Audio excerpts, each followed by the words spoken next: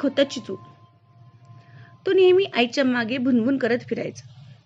कधी कधी त्याला पक्ष्यासारखं उडावंच वाटायचं, तर कधी त्याला सशासारख्या उड्या माराव्याशा वाटायच्या. एकदा चिचू म्हणाला, आई, काय हा माझा काळा रंग? मी बदकासारखा गोरा गोरा हवा होतो.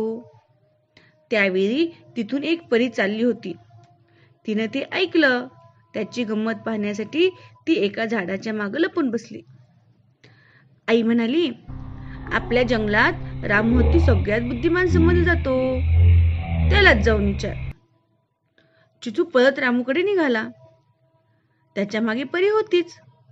वाटेत त्याला मोर दिसला. चिचू रामूकडे पोहोचला आणि म्हणाला, मला फक्त मोरासारखा पिसारा हवाय. त्याची इच्छा ऐकून रामू हसू लागला. तेवढ्यात परीनं जादूची कांडी फिरवली आणि चिचूच्या शेपटीच्या वर अगदी मोरासारखा रंगीबेरंगी पिसांचा पिसारा आला. तो होता छोटाच, त्याच्या मापाचा, पण सुंदर. चिचूनं पिसारा पाहिला आणि एकदम खुश झाला.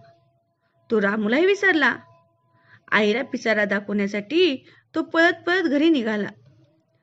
घरी पोहोचताच तो आईला हाक मारू लागला आणि घाईघाईनं तो बिळात जाऊ लागला. त्याच्या पिसाऱ्यामुळं त्याला आज जाताच येईना. तो अडकला.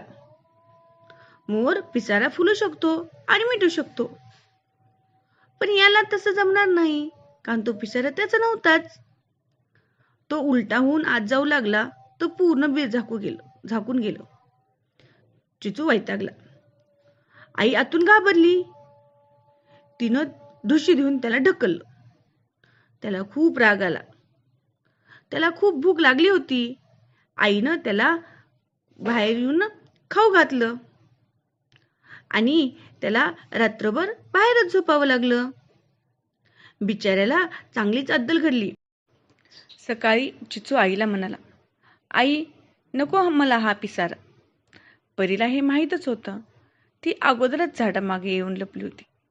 तिने परत जादूची कांडी फिरवली आणि चिचू परत आहे असं झाला. आईने त्याला जवळ घेतलं. चिचूही आनंदाने आईला बिलगला.